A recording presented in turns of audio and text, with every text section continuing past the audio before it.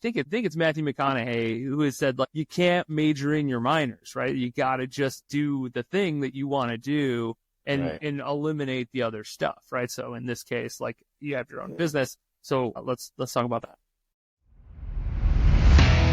Have you ever wondered how successful architecture, engineering, and construction companies scale their business? Or have you ever wanted guidance on how to get more growth, wealth, and freedom from your AEC company? Well, then you're in luck. Hi, I'm Will Forat. And I'm Justin Nagel, and we're your podcast hosts. We interview successful AEC business leaders to learn how they use people, process, and technology to scale their businesses. So sit back and get ready to learn from the industry's best. This is Building Scale. Hey listeners, it's Will here. Our mission is to help the AEC industry protect itself by making technology easy. If you've ever listened to our show, then you know that the 3 pillars of scaling a business are people, process, and technology. So if you suspect technology is your weak link, then book a call with us to see where we can help maximize your company's IT and cybersecurity strategy. Just go to buildingscale.net/help. Hey everybody, welcome back to another episode of Building Connections from the Building Scale podcast. We're really excited this week. When I say we're really excited, I mean, I guess I'm really excited because I got to talk to Jessie Terry, who is now a friend, is the easiest way I'd put it. But what he did before he was my friend, or what he still does, is he's the CEO and principal of BlueOcean Edge LLC. He's nationally recognized and respected senior operations executive, 2-time public company CHRO. You know, there's always the chief of everything, as in I'm a chief storyteller, which I don't go by CST. That would be or CSTO. Or maybe I should now. But nonetheless, CHRO.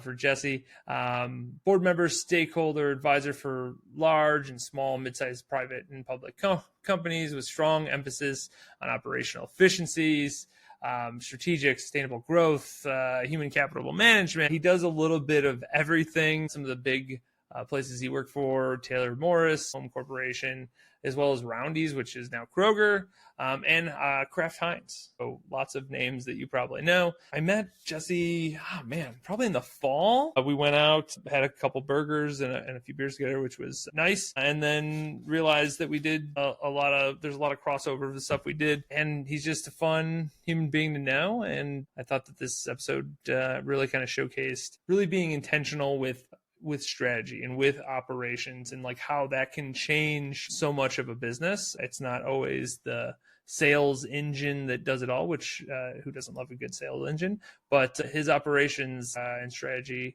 are bar none. So I hope you enjoy this episode, as I know I did when I recorded it with Jessie, and here it is. Yes, Jessie, we were just talking about the holidays because it is currently the 2nd still.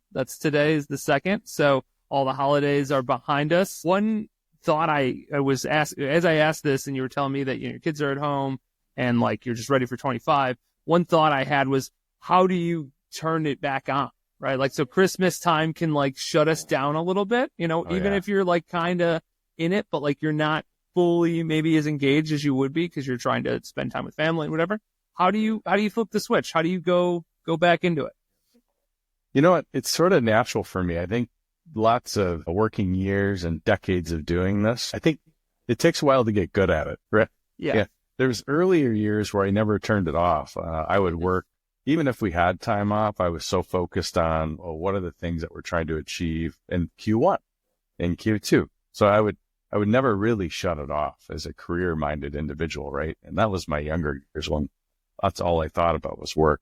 As I got older and my kids grew up, I wish I would have learned this a lot younger, is I really needed to kind of block off that space for holiday time, family time, and put a safety net around it. So I could really enjoy that time with them and be able to develop even a deeper relationship with my own kids, much less the rest of my family. So then, when it's time, when it gets towards the end of kind of that New Year's and the next day, like today, Yep. Then it's about flipping the switch, and I'm going back into planning mode. I've already done some planning at the end of last year, but now it's about, how do I get back into the rhythm and groove of all the work I've got going on in Q1, Q2. I really focused on the first 90 days here. The second 90 days is a lot of planning, but first 90 is really about execution, so getting things completed and done, right? And earlier in January, the better. So yeah, I'm kind of in that mode of I just flipped the script, I'll call it last night, starting to think about the things I needed to do today, and then getting into some execution yet this week, which is really even tough this week, as you know, Justin. It's the middle of the week. Holidays hit again in the middle of the week. So it's kind of an odd time of, are people still off? Are they on? So I'm trying to be respectful at the same time of, well, I'm doing some planning, but really next week is what I'm really looking to achieve on the workload side of it. But so I'm just still doing some planning mode for today and tomorrow. No, that I completely agree with the middle of the week holiday situation. Because you're like, I don't know. Some people are not going to be back till next week, or, it just feels weird. Like yesterday I kept thinking, I'm like, oh yeah, it's Sunday. And it's like, no, it's not Sunday. It is Wednesday, which then throws off the whole, the whole rhythm that you have. And even to top that off, I'm actually going, you talk about planning. I'm going to Chicago next week for our annual leadership planning for the year, which is great and fun and amazing. And I love that so much. But it also is like, oh, so you were just in like holiday mode, then you have 2 days. And then on Monday, you're flying to Chicago and you have a week there. And then we have a party celebration for our team, all that cool stuff. So it's like an extension of this, like not normal day to day, like get to the grind, wake up. I'm an early guy. So like, I start at 5 a.m. to like get going. Right. So it's just like when you're in this, like, first year's holidays, there's people all around, you're staying with you. And then it's like, you're also not going to be home for a week. So then it's like, holy crap. You got to plan around that too. Yeah. Which I've gotten better at, but that was a thing that was really hard. I'd get like, because I'm so habitual. So it's just like all my habits would then break when I'd go every quarter to go to Chicago to plan strategy stuff. But I've gotten better at it. But it's to your point, it just takes time to figure it out, because it's hard to get yourself on track and motivated in that way. At least that's certainly what I found. Yeah, no, I think that's true. And I think everybody has priorities, right? And I think you got to find out what works for you. And that was me, 3 decades in the workforce or more at this point, without saying my age. You got to learn what works for you and your family. And some of that is just maturing as a leader, right? You got to know when to turn it off and then when to turn it on. And then, when can I go 60? When do I need to do 150 miles an hour? When do I need to be at 0, right? And just be a listener, right? So, you got to find your rhythm. Everybody has to find their own, but it's always great to learn from others that have been successful doing it.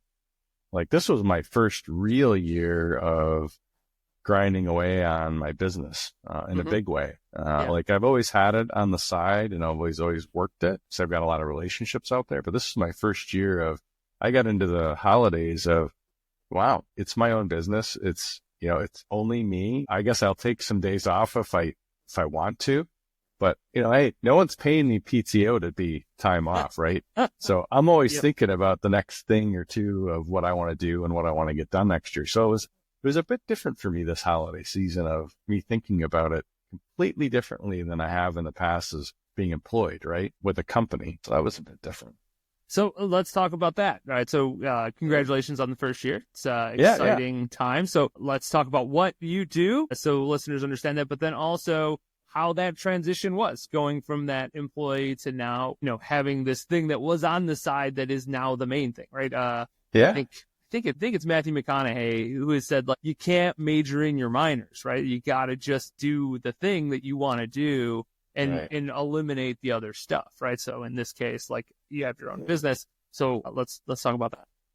Yeah, and the transition was fairly simple to what I love to do, right? Because I really do enjoy working with businesses and helping them grow and develop, and whether it's their talent profile or their sales revenue or their EBITDA or business development, distribute, whatever it is, right? I just enjoy working with business owners. Small, mid-sized business is what I focus on, but I spend a lot of time with big, large caps too, especially in the food and beverage area. But construction, home building is where I really spend a lot of my time. I've spent a lot of my time in, I would say that business for the last 8 years now, since I've been out here in 16. And I've really enjoyed it. So now something about the construction, once you get hooked into construction and home building, you can't get out of it. It's like either you love it or you hate it. There isn't a lot in between with this business. Man, I absolutely love it. I think it's a lot of fun building something for a homeowner or building an entire home for a homeowner. And how it comes together is so different from any other manufacturing supply chain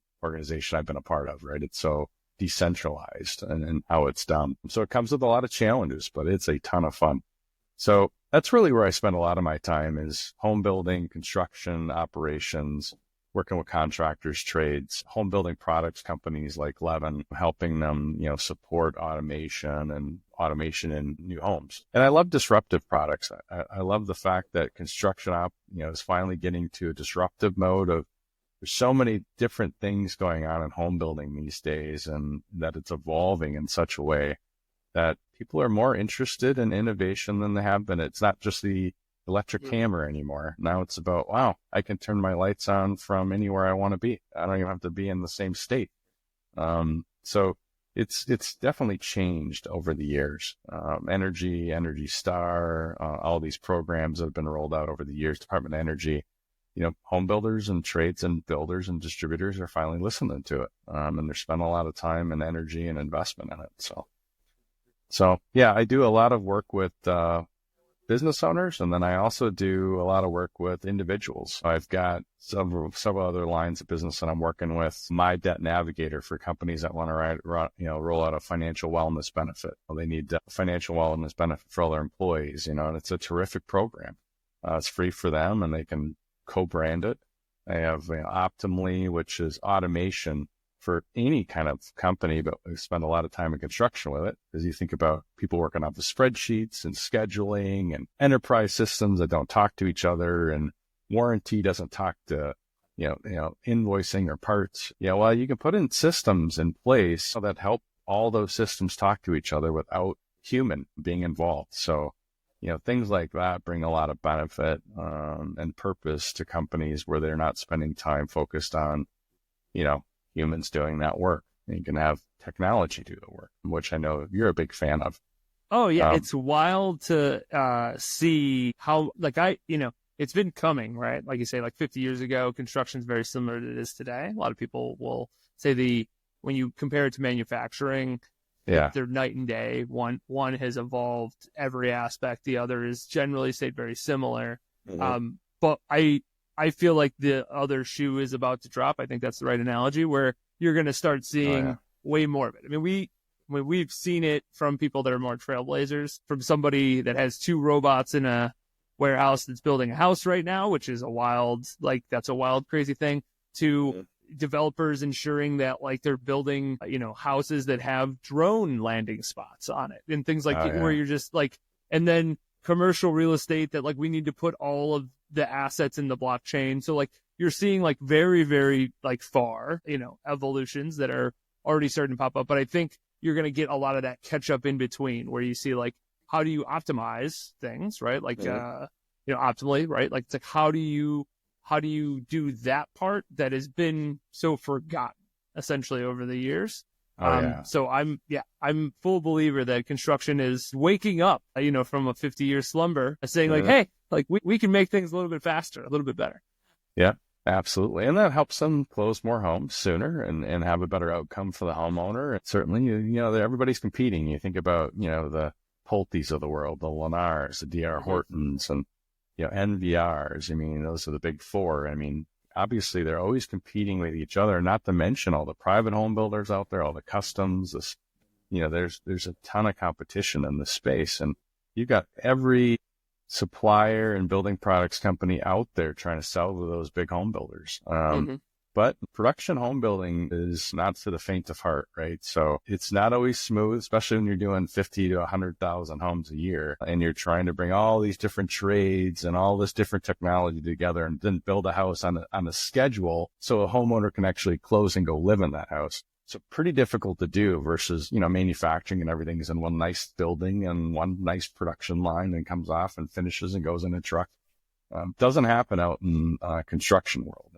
A lot more products happening, or a lot more building product companies supporting, I'll call it, they're doing more off production off production making of their products versus them building it in the field, right? So they're doing more of that where they can, framing, some, I'll call it mechanicals, but there's just a long ways to go, right? They're not rolling houses off production lines yet. So, yeah, no, I think that's especially because how we want instant gratification as a society, or many of society want that they want we have the technology to be able to, have robots build houses. So why aren't they doing it? Right? Like, why isn't this just happening? And it's like, there's much more to that than you think. It's just an investment for a company to make, right? It's just like construction companies aren't, they're not like the highest margin profitability industry in the world by any means of imagination. So like where you invest, money, it's like it matters. And like when you're talking about very forward thinking, those come at a cost. So no, totally. Oh yeah, absolutely. Yeah, absolutely. So tell me more about Optimly.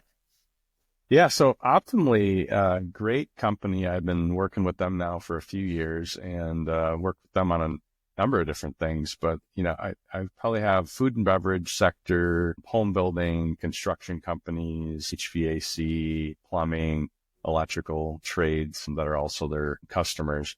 But they do a lot of work in the space where, people are trying to automate things that have gone and been manual for decades, to your point, right? So, they may have a NetSuite over here doing bookkeeping, and they may have a job bidding process that's on Excel. And then their warranty, if they have a warranty program, is typically done on another worksheet or another workbook in Excel or some other program that they homemade 2 decades ago or whatever it might be. Or they bought an enterprise system. A lot of these companies have bought these enterprise systems to help them with scheduling, help them with costing, et cetera. But they don't always talk to everything else that they've got going on. So I had one example where a trade, HVAC trade in the field, their employees would have to take pictures in the field, bring it back to the office, then upload it to a desktop for that specific lot because of what they were doing. They couldn't physically send it through a portal or through any type of portal that they had set up to upload directly to the customer without them doing anything or to that lot. So using Optimly, they were able to actually automate that workflow. They put in an internal portal within the company. So everything they assigned with those pictures automatically got uploaded to that lot in their system. So there was no more work. There was no more having to drive back to the office. Windshield time costs money, right? If you're in a trade. So anything you can do to keep your front line in the field and hopefully your back office lean and mean. So because obviously back office is overhead and expense. So the leaner you can make that, the better. And then invest more in your front end resources that's making you revenue and making you money. So that's what Optimly is all about, right? We like to take the work out of the back office as much as possible, automate as much as we can for the customer so they can spend more time doing what they do best. And that's their trade and out there making money and actually improving the customers' lives that they're working with. Yeah, client experiences, I feel like it's becoming more and more the name of the game. And I feel like there's always an aspect of this, but I feel like now, no matter what you do, sell, create, like the end user's experience is so crucial to your success rate, right? Like it's just what it is. If you take, Amazon, major, massive companies, and like we get that big, it's like, yeah, it's because they created an experience that was amazing. You can say whatever you want about Amazon or any of these big companies, but it's like the reason they got to that size is because users loved what they did, right? Oh, yeah. And I think that's that lesson, we should think about more and more. Like, having like, what's the client experience? Like, what's, the speed of a job, right? So it's like, oh man, like we're on schedule. Just being on time is amazing, which should be, maybe bare minimums at times. But like in this scenario, it's like, oh yeah, like we said that you're closing on, January 30th, and that's when you're closing. Like, and that's the date. Oh yeah. And that would be home builders' dreams right there. If they could forecast accurately, which forecasting is the toughest thing. Totally. Any home builder or trade will tell you that. If there's one issue within the industry that is common amongst everyone, it's forecasting because of delays. It could be because of supply chain, but it's typically due to construction schedules in the field, right? So, or conflicting ones in there. They're typically off sometimes up to 90 days on scheduling, right? There's lots of things that happen in those schedules. But if you don't have a system that's helping you with, all the construction schedules behind it, along with all your suppliers, keep them informed. And some of them have great systems in place, but not all the trades do, and not all their suppliers do. And that's where we come in and support them as best we can and work with the home builders themselves. Yeah. The trades, especially when it's a smaller shop, it becomes, you can only be as good as your lowest common denominator concept, where you start saying like, I want speed, but it's like, what if you're using a 3-man shop compared to something else where it's like, I would love to build your, 700 homes in this community. However, there's a load problem that we're going to bump into, or, something like that, where it's just like, it doesn't always work. Or my guys are sick, or my guy's sick that he can't get on site today. And then that throws everybody else off because it's like, oh, well, the drywall's not up. How could I possibly, put in a counter? Or how could I possibly, put in the next finishings on top of that? So, yeah. Well, and labor is a major issue, right? Especially on the front line for a lot of these trades. You can just pick a trade and they all have labor shortages for the most part.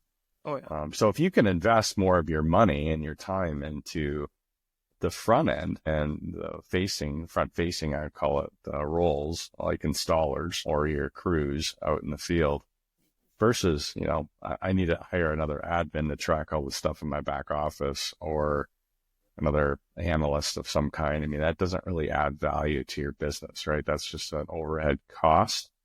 The other things, hopefully, are revenue generators. And you're obviously invested more on, you want to be more invested in that than you do in the back office, right? Oh, absolutely. I mean, we talk about this all the time with technology, and not even like, operation optimization, but just as in general, where people want to just keep throwing people at the problem. And it's like, that doesn't make sense, right? It's just like, no, you just need to fix, you have an infrastructure problem and your systems just don't run very fast. And it's like, you can actually do more work with the people you have if you just invest in a little bit of money into your technology, compared to like, I'll just hire another 3 people that do the same job as these 16 people and we'll go from there. And it's like, you're looking at it the wrong way, right? Like, you're not looking at it as, oh, I should be way more intentional about where I'm investing the money. Yeah, I don't know what they used to call it. They used to call it something where, maturing companies or early stage companies, they get this, things start, becoming a life on their own, right? And all of a sudden you're spending on money on things that you didn't even know that you were using. They might have platforms or things they purchased. And that's where the enterprise stuff comes in. People buy things and they're like, well, I didn't know it did any of these other things. Well, they don't really know how to use it, part of it, right? And then the other part of it is, do they even need to purchase something that they're not really utilizing? And we've had lots of clients go back and we've done the automation project and decided, well, I don't really see a need for this enterprise program. And why am I spending thousands of dollars a month? They're not. It's not really needed unless you're really going to use every attribute of the enterprise software. It becomes pretty costly. I completely agree. So when you went off on your own this last year, more full time, I'll call it. More full time, easier transition. Great, because you were doing these things, and now it just became the main thing. That's like the dream scenario for everybody, but that still has to come with challenge. I can only imagine. So what were some of those challenges that you kind of realized this year more so than maybe you thought? Yeah, I think it's a few things. Scheduling your time, making sure you're very planful with your time, and otherwise you get like squirrel disease, right? You get squirrels everywhere. I've got, dogs at home. I've got kids to deal with. I've got family here as well, right? So, and I got other pet projects that I work on. I work on motorcycles. I enjoy riding. There's lots of things I do, right? Hunting, etc. So, but if you're not planful with your time can get away from you pretty quickly. So if you're working on things, it's being very, very thoughtful about your week and planning and logistics. So I'm very big on that anyway. And I like to be pretty thoughtful of, okay, if I'm at work, I'm doing work. This is all I'm going to focus on and get this project done or that project done. And there won't be, I'm not perfect. Everybody has their issues, right? So there's times where I'm still going to get distracted, but if it's in my schedule, if it's in my calendar, then it gets done, right? That's me. So I've become much more thoughtful about my days and weeks now than I was before, because it's just me. I do some outsourcing of some work that I have done for me, but at the end of the day, it's just me as the leader and the owner of the company. But I'm working with 4 or 5 other companies, and I've actually dozens of companies when you think about some of the other things I work on and deliver. But again, it's got to be planful, and you got to be, for me, I've got to plan out my days and months to make them effective. So that was a big change for me. So what were you doing prior to this that not prevented you, but what were you doing prior to this that you weren't doing the main thing? Working at RIA, so I'll give you a couple of examples. So I worked at RIA prior to this. Again, another disruptive product for home building production. It's uninsulated duct and components that fit within the envelope of a home.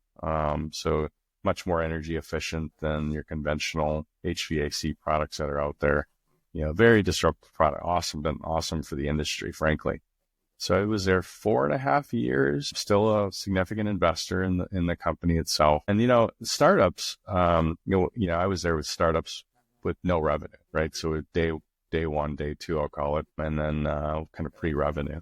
So from there, building it from that to millions of dollars in revenue is a ton of work and effort. And you're spending a lot of time on the road, traveling quite a bit in the field with home builders, trades, distribution, working with your builder investors and builder partners. I was busy all the time. My schedule was always full with either my customers or my team that I was building as well, right? Building a team nationally. And it was a blast. I had a great time.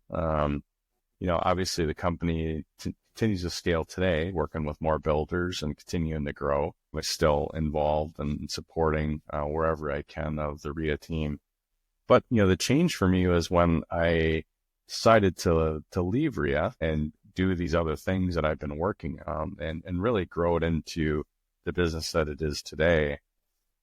It was a transition because, going from a schedule that was somewhat dictated to you because you get meetings and meeting notices and travel schedules, and you don't have a lot of control over some of those things. Some of them you do, but some of them you don't. When you transition to a business and running your own business like I have now it's, there is nobody else in charge of it. It's you, right? So, I don't have to be involved in a lot of meetings. I'm involved in the meetings I need to be involved in, that the customer's paying me to be involved in, and then projects I work on. And it's very focused, typically revenue generating products or projects, or growing a company, sales, or whatever it might be, right? Or working with them on their team. So, but I don't have to spend a lot of time on other things outside of the work I'm doing. So that's where these other things come in that I spend a lot more time on, which again is solving an issue for a customer, pretty specific one, whether it's, rolling out a financial wellness benefit like My Debt Navigator, or they need automation solutions like Optimly, which I tend to see almost any company could use. So I spend more, it's more of a flex, right? I work on projects here with some customers, and then over here I'll work on enterprise type projects and to support them more enterprise-wide on automation and or, benefits that they're looking for their team. Oh, okay. So you used to run a team, though, build out a team. Is that a vision for the future? Or is it like, no, I'm more okay being a solo on myself? Yeah, it's a really good question. So I grew up in manufacturing, supply chain, more in the food and beverage sector. Kraft Foods grew. Kraft Foods was my cutting my teeth on, running big manufacturing companies and running human resources, frankly, because I stumbled into human resources back then and spent 12 years with them. And it was an awesome run. I really enjoyed it. And I had massive teams. I mean, I had teams of 4,000 people. I had teams of 10,000 people.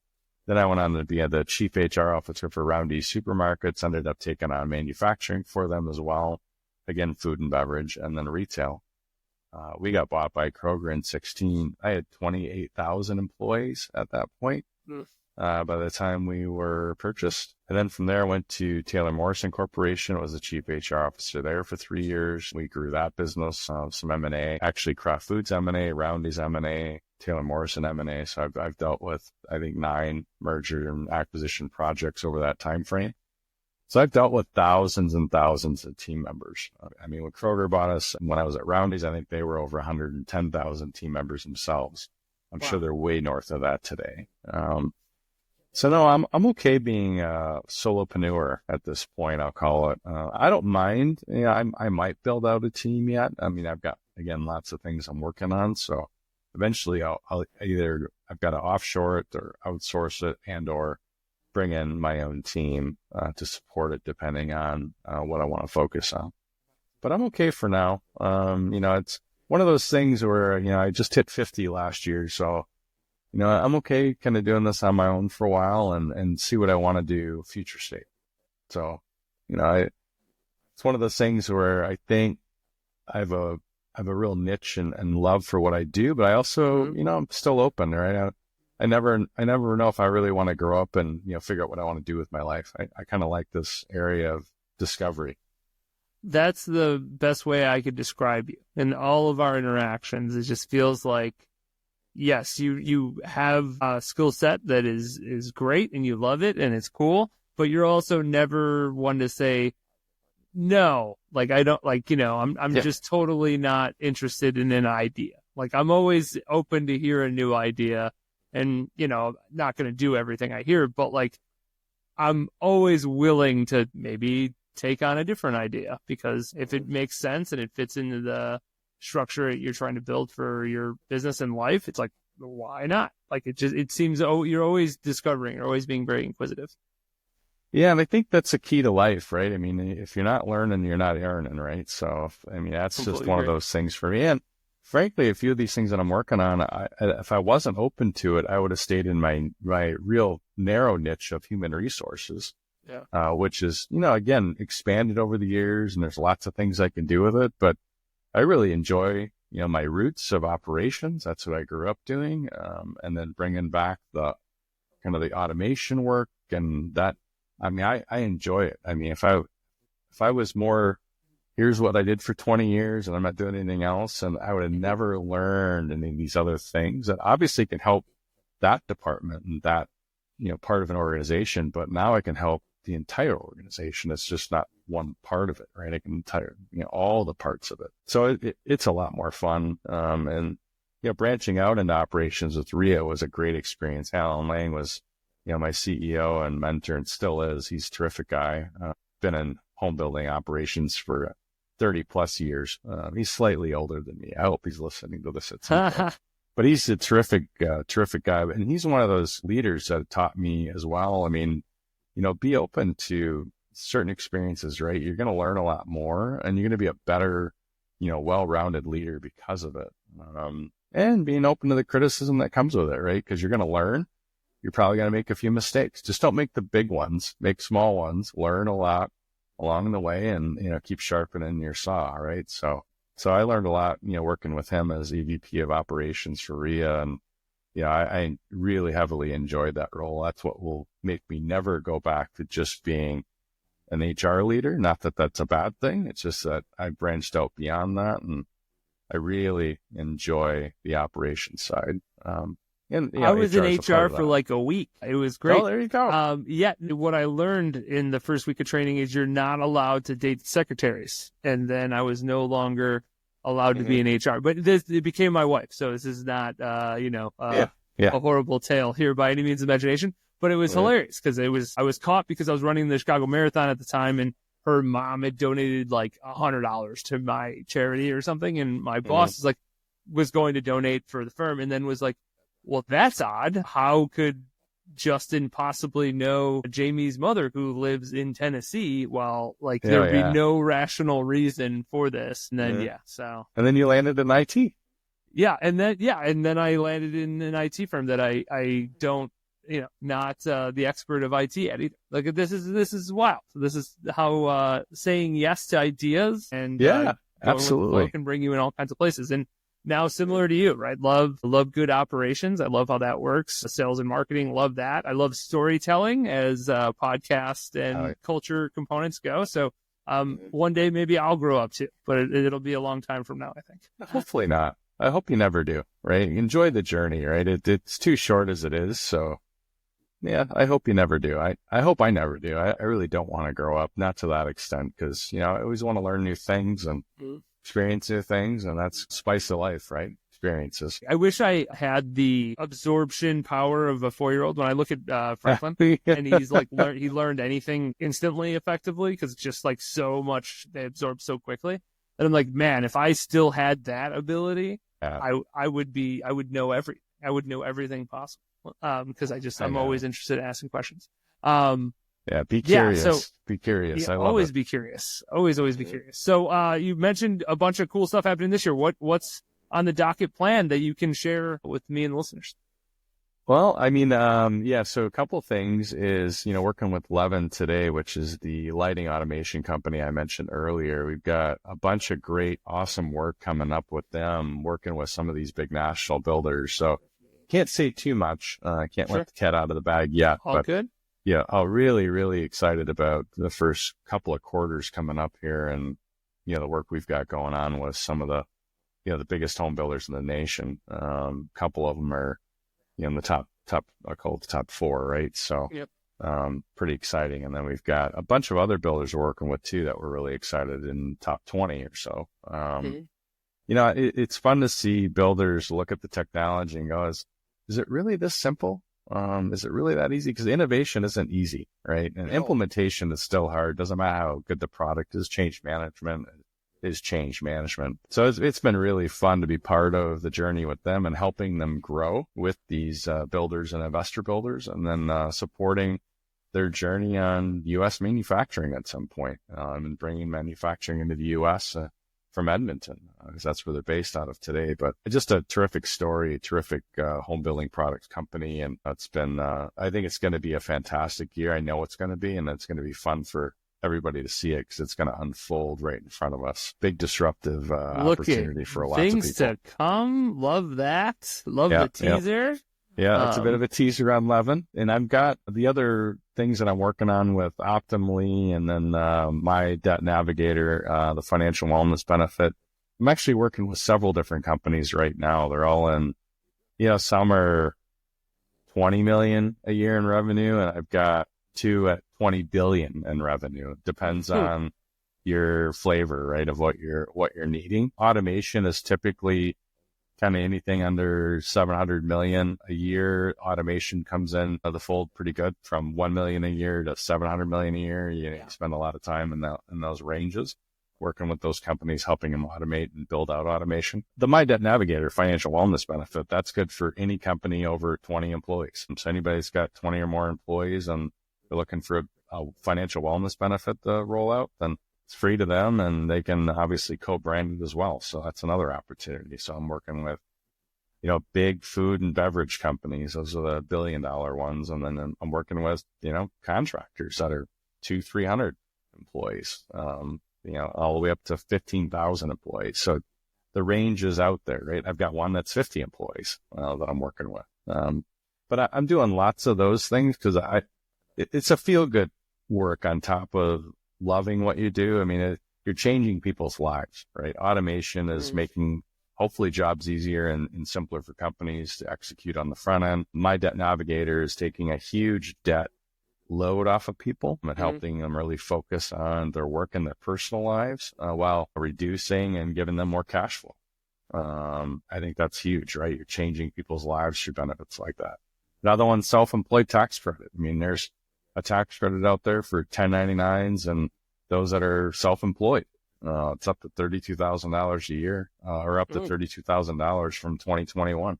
A lot of trades that use 1099s, and there's lots of us individual business owners that can apply for it.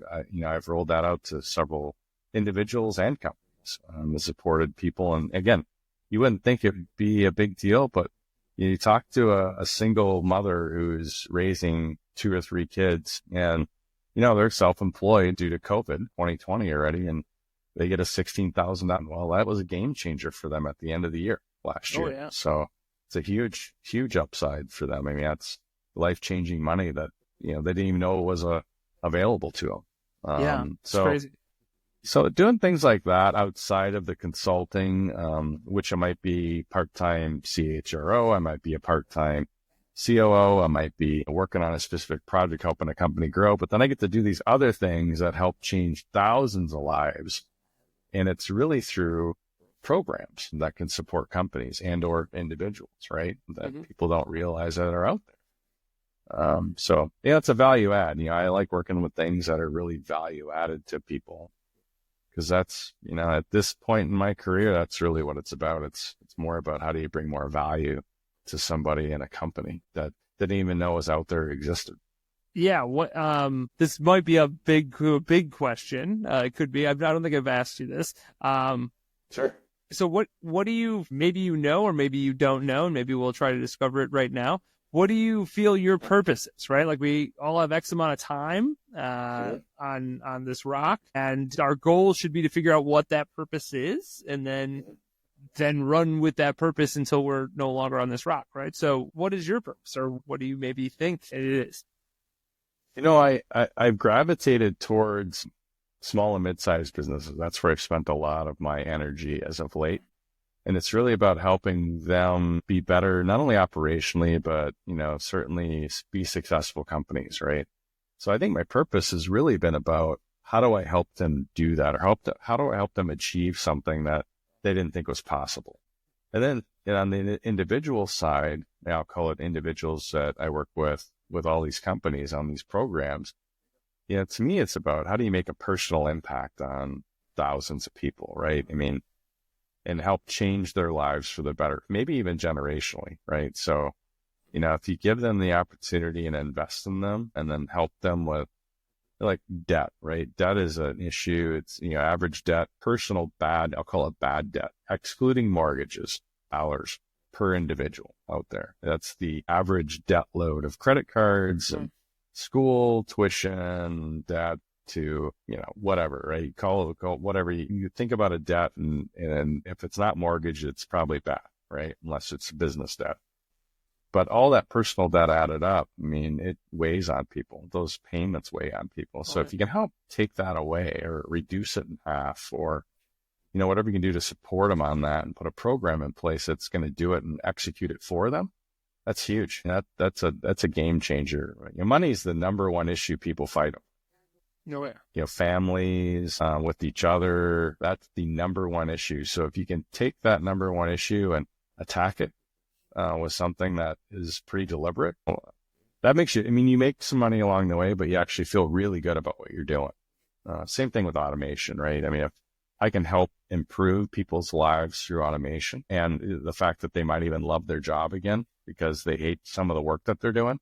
Sure. And if that was taken away, then they could really focus on, by the way, I could be developed in growing this business. I could be developed in a better job at my current company if some of this was out of my way, because I'd have the time to do it. I mean, what's better than that, right? You're investing in people's lives through these things.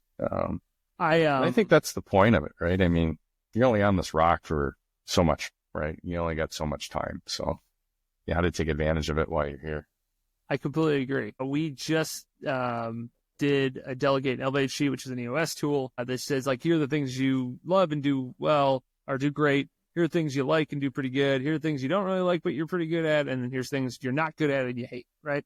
And it's like these quadrants. And it's like, how do you get those bottom 2 quadrants off your plate, right? And there's so many opportunities that they could be automated, right? Because like not many people like data entry, right? For instance, right? It's like not many people are just jonesing to sit in front of an Excel sheet and change the cells, right? Like that's generally, most people don't feel that way. If you do feel that way, please let me, somebody, a listener, reach out, because we're going to have a long conversation about this. But nonetheless, like that's generally a thing that people don't care for. And it's super optimized. Like you can use automation to optimize this and this isn't even like crazy dollars to do this, depending on what you're doing. Like this is something that you just have to like realize that you hate it and then find a way to get it off your plate, which is the concept of, delegate and elevate. And sometimes that's people, but other times it's just using automation, right? So I think us doing that internally, we do it every quarter, gives us a good view there. And I actually had somebody do this in one of my impact roundtables, and they said they saved like 50 hours. And I'm like, oh my God. Wow. And I was like baffled, right? I was like, that's awesome. That's awesome. No, it's amazing to hear. So it's just like, oh yeah, once you realize the things that you don't want to do, you can totally love your job or career again, right? Because it's like, I hate doing this, but if I get that off my plate, I love all this rest of the stuff. And then it changes your whole outlook and then your trajectory, right? Depending on how big your company is and where you want to get to in that ladder. It's just a way to do that using automation. Yeah, I think that's awesome. So if you're able to impact people's lives, for me anyway, that would be my personal mission, right? If we can impact people's lives positively through things that they didn't even realize that could be done, why wouldn't you want to deliver something like that? You can deliver fun and money, right? All at the same time. It's the best kind of money. It's fun money. It's the best kind of money. Exactly. This has been awesome. I'm going to leave social links and all that kind of stuff in the show notes. But if somebody wanted to get a hold of you, Jesse, what's the best way for them to do that? Well, they can either reach out to me on LinkedIn, Jessie Terry on LinkedIn, or BlueOceanEdgeConsulting.com is my website if you want to go out to that. Or you can email BlueOceanEdge@gmail.com or my personal cell. There it is. There's all of it. This is great. Is there anything else you want to tell the people before we say our goodbyes? No, hey, I appreciate it, Justin. Thanks for the time. And hey, I hope everybody has a fantastic 2025. And it's going to be an awesome year. There's lots of things going on.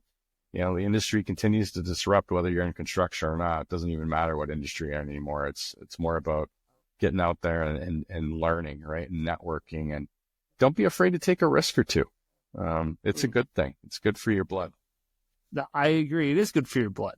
All right, listeners, this has been fun. I hope you enjoyed it as much as the time I did. And until next time, adios. Thanks for listening to Building Scale. To help us reach even more people, please share this episode with a friend, a colleague, or on social media. Remember, the 3 pillars of scaling a business are people, process, and technology. And our mission is to help the AEC industry protect itself by making technology easy. So if you think your company's technology pillar could use some improvement, book a call with us to see how we can help maximize your IT and cybersecurity strategy. Just go to buildingscale.net/help. And until next time, keep building scale. Scale.